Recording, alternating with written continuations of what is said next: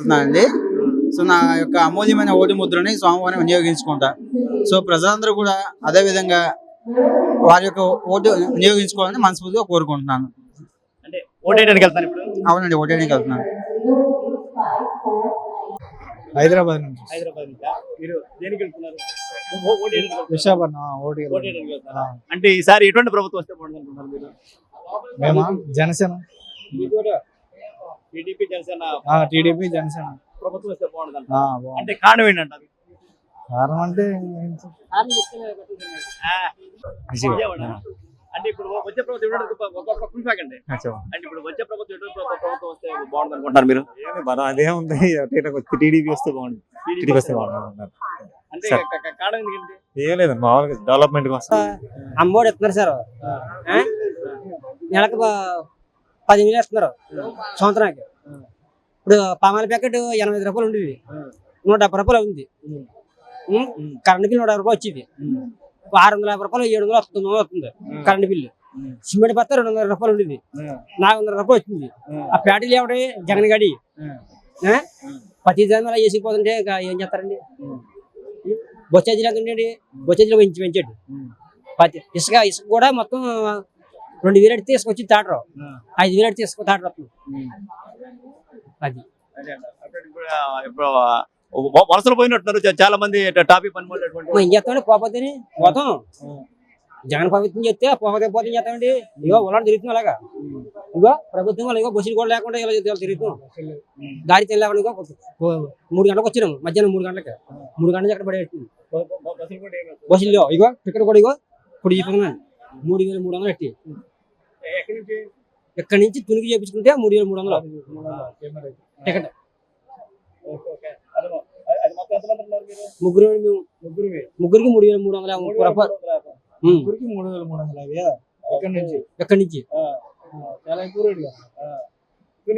తునికి petrol ధర ఎంత? 79 రూపాయలు పెట్రోల్ ధరలో టీడీపీ హయాంలో. ఇప్పుడు 110 రూపాయలు ఉంది పెట్రోల్ ధరలో.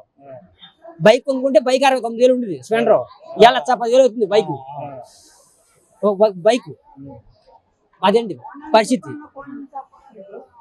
అలా ఉంది జగన్ పరిపాలన. ప్రభుత్వం మారాలండి, మారాలా ప్రభుత్వం. నెక్స్ట్ కూడా ఎవరు వచ్చినా సరే మార్చాలా, ఉంచకూడదు. ప్రభుత్వాన్ని మార్చాలా. గ్యాస్ కూడా ధరలు 600 ఉండేది టీడీపీ లో, 1,200 రూపాయలు చేయడు గ్యాస్.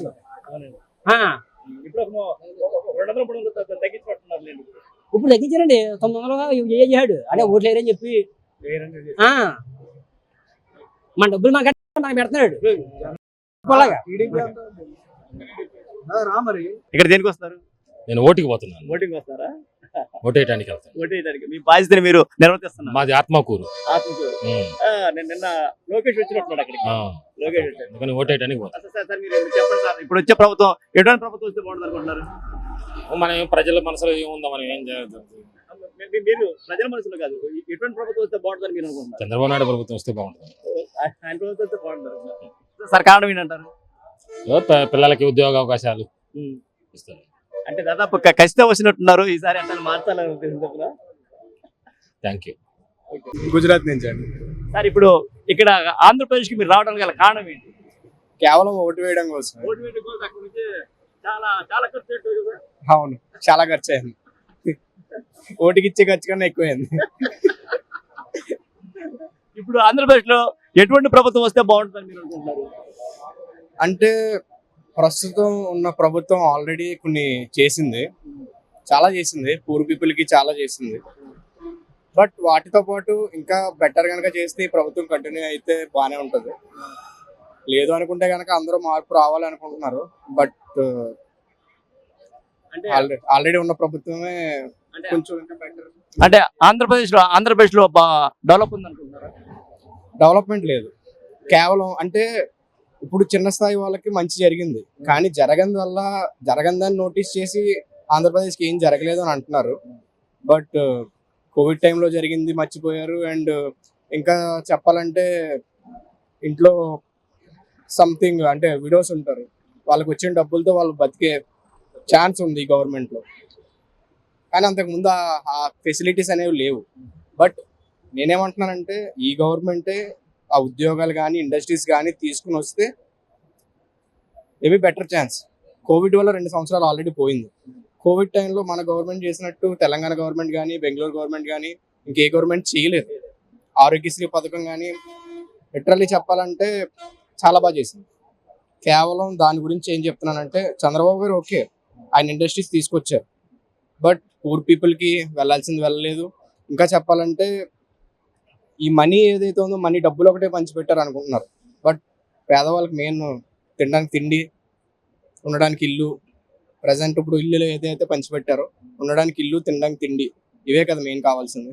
అది ఈయన చేశాడు. చేయలేనిదల్లా ఇండస్ట్రీస్ లేకపోవడం, ఉద్యోగాలు లేవు, వేరే చోటకి వెళ్ళి ఉద్యోగాలు చేసుకోవాల్సి వస్తుంది. చదువుకున్న వాళ్ళకి ఉపాధి లేదు.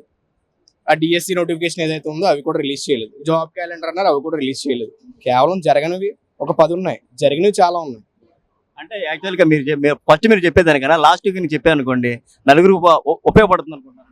ఏదండి? అంటే ఒక మనిషికి ఉపాధి వచ్చింది అనుకోండి, అవునండి ఉపాధి ఉంది అనుకోండి, అవునండి మొత్తం ఆటోమేటిక్గా మనీ సర్క్యులేషన్ అయితే 4 పథకాలు మీరు అవునవునండి. ఒక మనిషికి ఉపాధి కలిగిందంటే సార్ అతనికి మళ్ళీ ఫ్రీగా అమౌంట్ ఇవ్వాల్సిన పని లేదు కదా సార్. ఒక మనిషికి ఒక ఎంప్లాయ్మెంట్ దొరికింది అంటే అతనే తన కుటుంబాన్ని పోషించుకోగలడు. అది సింపుల్. అంటే ఫ్రీ ఎన్ని రోజులు ఇస్తారని అంటారా? అంతే. ఇప్పుడు ఫ్రీగా ఇచ్చే కన్నా ఒక మనిషికి ఒక ఉపాధి కల్పించాము అనుకోండి, తనే మనీ సర్క్యులేషన్ ఎలా చేసుకోవాలో చూసుకుంటాడు.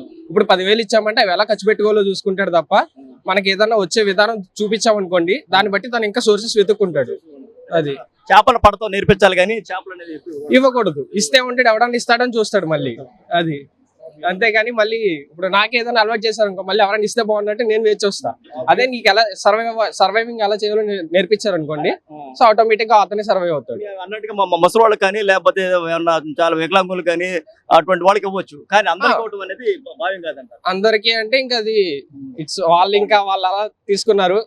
ఇది ఎలా తీసుకురావాలి ఏంటనేది వాళ్ళ జనాల్లోకి ఎలా వెళ్ళాలనే ఆలోచనతో అదంతా పెట్టుకున్నారు, వెళ్ళారు, ఇంకంతా ఓకే. దానివల్ల మన రాష్ట్రం యొక్క ఇది ఉపాధి అవకాశాలు, యువత భవిష్యత్తు కూడా దెబ్బతినే అవకాశం ఉంది కదా. ఉంది అంటే ఉంది కదండి ఆబ్వియస్ గా. మరి అది మరి ఇంకా అది ఎలాగైనా ఆబ్వియస్ గా మన దగ్గర నుంచే తీసుకోవడం మనకి ఇవ్వడం అన్నట్టు ఉంటది. ఇంకా అది అందరూ కూడా గుర్తించాలి ఏం జరిగింది, ప్రీవియస్ 5 years ఏం జరిగింది, ఇంకా దాన్ని ఎలా బెటర్ ఇంప్రూవ్మెంట్ ఎవరికైతే చూసుకుంటే ఎలా ఉంటుంది అనేది చూసుకోవాలి. ఇంకా అది అండ్ ఈ ఎలక్షన్స్ కి రావడానికి కారణం మా బావగారు. ఆయన పట్టుబట్టి నన్ను నువ్వు వెళ్లాల్సిందే, ఓటు వేయాల్సిందే అని చెప్పి ఆయన మొత్తం ఆయన చెప్పడం వల్ల నేను వచ్చి ఓటు వేస్తున్నాను. మార్పు అంటే ఇంకా ఇండివిజువల్, అది మనం ఏదో ఓపెన్ గా చెప్పలేము పబ్లిక్ ప్లేస్ లో. అది ఓకే, చూస్తా ఉండండి. ఇప్పుడు కనీసం మధ్యాహ్నం నుంచి వీళ్ళందరూ వెయిట్ చేస్తున్నారంట. హైదరాబాదు వివిధ ప్రాంతాల నుంచి తుని, రాజమండ్రి వీళ్ళందరూ ఇక్కడ ఉన్నారు. మాకు చిన్న పిల్లలతో సహా ఇక్కడ కూర్చున్నారు. ఇక్కడ చిన్నపిల్లలతో సహా మధ్యాహ్నం నుంచి ఇక్కడ కూర్చున్నారు, తిండి తిప్పలు లేకుండా. సరైన బస్సు సౌకర్యం అనేది ఏం కల్పించట్లేదని చెప్పేసి వాపోతున్నారు. ఎందుకంటే మేము ఓట్లు వేయాలి కదండి, ఓట్లు వేయడానికి ఎన్నో రేట్లు కూడా డబల్ ఛార్జీలు అయినా కానీ వాళ్ళు వచ్చి మేము తీసుకుని వెళ్తున్నామండి. కానీ అందుకు తగ్గట్టుగా కనీసం ఎవరికి మాకు బస్సు సౌకర్యం ఇంకా కల్పించలేదని చెప్పేసి అన్నారు. చూడండి, కొంతమంది అట్లా పడుకొని కూడా ఉన్నారు అక్కడ పిల్లాజాలతో కలిసి పడుకొని ఉన్నారు. మీరు చూస్తా ఉండే మధ్యాహ్నం నుంచి చూసి అలసిపోయారు పాపం. ఎందుకంటే ఎక్కడి నుంచో వచ్చారు కదా, నుంచుంటానికి కూడా కనీసం ప్లేస్ లేని పరిస్థితిలో ఉందని చెప్పేసి అన్నారు. కొంతమంది రిజర్వేషన్ చేసుకున్నా కానీ, దానికి రిజర్వేషన్ చేసుకున్నా కానీ జనాలందరూ ఫుల్గా నిండిపోవడంతో ఇక్కడ విజయవాడ వచ్చి చేంజ్ అయిపోయి వేరే క్యాబులు బుక్ చేసుకున్నామంటున్నారు. ఇక్కడ పరిస్థితి మీరు చూడవచ్చు, ఎట్లా పడుకున్నారో వాళ్ళందరూ. ఆర్టీసీ వారు ముందు చూపు లేదని ఒక్కొక్కరు ఆవేదనతో ప్రశ్నిస్తున్నారు. వివిధ ప్రాంతాలకు చెందిన వాళ్ళందరూ వీళ్ళందరూ వెళుతున్నారు.